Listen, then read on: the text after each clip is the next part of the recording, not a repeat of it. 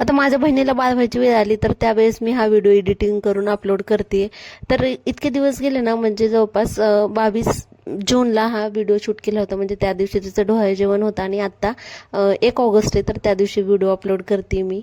एका मुलीच्या आयुष्यातला सगळ्यात सुंदर क्षण म्हणजे आई होणं बरं का. तेवढंच आपल्या आई वडिलांना किंवा घरच्या माणसांना सुद्धा इतकं छान वाटतं ना की आपल्या घरात सुद्धा एक छोटंसं बाळ येणार आहे, ज्याने सगळ्या घरामध्ये एकदम वातावरण सगळं चेंज होऊन जाईल. किती जरी कोण रागत असेल ना, तर त्या चिमुकल्या बाळाकडे बघून सगळ्यांचा राग वगैरे पळून जाईल. असं असतं बाळाचं येणं म्हणजे. आणि घरात कोणी जरी नसलं ना आणि एखादं बाळ जरी असलं तर इतकं छान वाटतं. आता कार्यक्रम म्हणलं की सगळे पाहुणे एकत्र येणार, हे तर झालंच नाही का. आता प्रत्येकाला सांगितलं होतं, ते सगळेजण तर आलेलेच आहेत. लातूरमध्ये हा हा हा हॉल बुक केला होता आणि तिथे सगळेजण आले होते. आता आम्ही सुद्धा गावाकडून आलो होतो.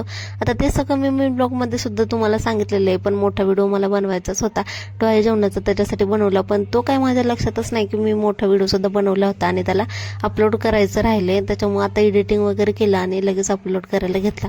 आता व्हॉइस ओव्हर करताना इतकं हे वाटतं ना की आता थोड्याच दिवसामध्ये बाळ सुद्धा येईल आणि मी आता हा व्हिडिओ अपलोड करते. आता त्यांना तर काही माहिती नाही की मी व्हिडिओ घेतला सुद्धा होता आणि तो मी यूट्यूबवरती अपलोड करते. पण ज्यावेळेस ते बघतील त्यावेळेस त्यांना सुद्धा चांगलं वाटेल आणि ह्या ज्या आठवणी आहेत ना त्या सुद्धा जशाल तशा राहतील. आता फोटोमध्ये जेवढं काही घेता येते तेवढं व्हिडिओमध्ये त्याच्यापेक्षा जास्त घेता येते, हे मात्र तेवढंच खरं आहे बरं का.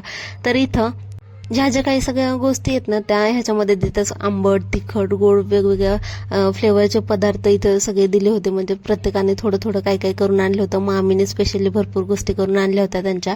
आणि इकडं आमचा फोटो वगैरे काढायचं चालू होतं. म्हणजे सगळं कार्यक्रम तर पार पडला होता. आम्ही जेवण वगैरे सुद्धा आता करायला जाणार होतो. आता इथे एक मात्र कन्फ्युजन होतं की आता ती माझी बहीण असल्यामुळं आणि ह्यांची बहीण असल्यामुळं नाही का, दोघांना पण हे होतं की मी नक्की कोणतं घेऊ, मावशीचं घेऊ का मामीचं घेऊ.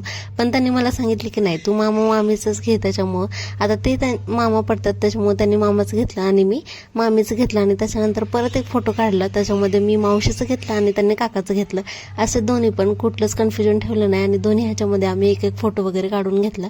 हे मात्र तितकंच खरं आहे की आपण दुसऱ्याचा कुठलाही कार्यक्रम बघू द्या की आपल्याला आपल्या गोष्टी आठवल्याशिवाय राहत नाहीत. दारूच्या वेळेस जेव्हा माझं सुद्धा डोहाळे जेवण झालं होतं ना, त्यावेळेस ही बहीण आली नव्हती, ती पुण्यालाच होती, पण तिने व्हिडिओ कॉलवरती वगैरे बघितला होता.